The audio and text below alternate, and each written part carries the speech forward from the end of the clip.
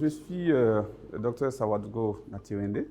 Je suis enseignant-chercheur à l'Université Joseph Kizerbo et coordonnateur adjoint du CEFOLGRI et coordonnateur du Centre de compétences en éducation et en recherche numérique dans l'enseignement supérieur. Pour moi, le mot excellence renvoie à un niveau de professionnalisme à la fois des compétences pratiques et des compétences théoriques dans un domaine donné.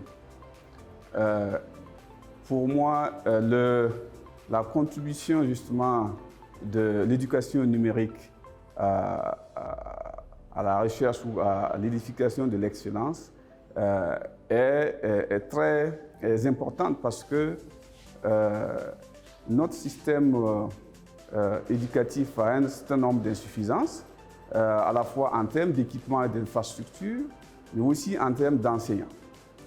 L'éducation donc numérique peut aider à compléter ce que nos universités manquent en termes d'enseignants et en termes donc d'infrastructures.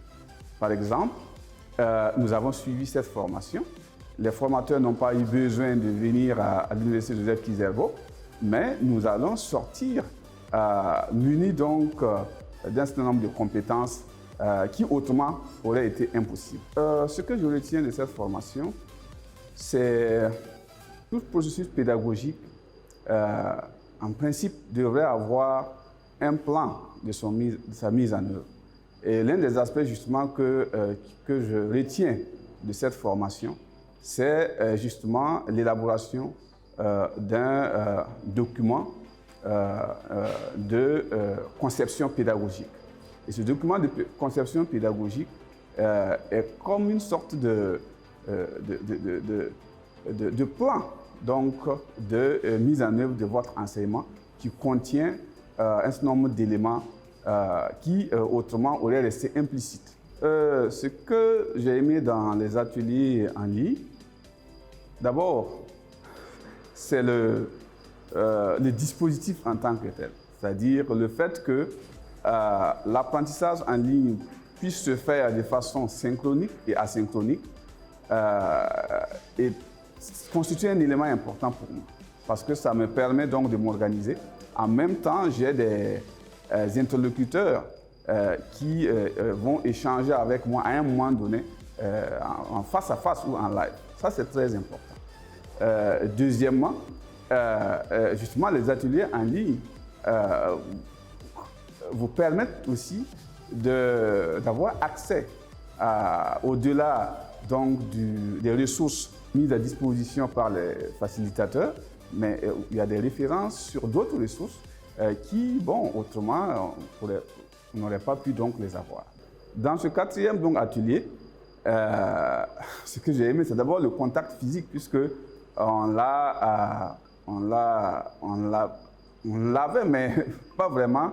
Et en tant qu'enseignant qui a une tradition donc d'enseignement en présentiel, ce côté-là vient renforcer encore notre communauté en tant que praticien. Cette expérience d'apprentissage, c'est une sorte une nouvelle histoire de l'enseignement qui commence pour moi, parce que je sors maintenant doté d'autres outils d'enseignement et la manière dont les facilitateurs ont fait leur travail, ont démontré une sorte de maîtrise donc, de leur sujet. Et cette expérience avec d'autres collègues a constitué donc pour moi une source d'inspiration, une source d'apprentissage et voilà, des perspectives en matière d'innovation dans ma pratique pédagogique. Cette formation me permet donc d'avoir un impact sur les étudiants à un double niveau. D'abord, en tant que coordonnateur donc, pédagogique, je peux et je dois le faire. Je peux influencer ou organiser les autres collègues à acquérir donc ces outils afin de les utiliser au bénéfice des étudiants. En tant qu'enseignant moi-même, j'ai déjà donc un cours que j'ai préparé donc pour une mise en œuvre donc en ligne. Cela veut dire que je peux encore atteindre mes étudiants en dehors donc de ce que classiquement on a défini comme cadre de rencontre. Cette formation a développé donc en moi d'autres compétences et cela grâce aussi au dispositif donc de formation qui a été donc mis en place. On a des facilitateurs très compétents et aussi un programme bien pensé et cela a facilité notre apprentissage et pour moi c'est une belle expérience pédagogique.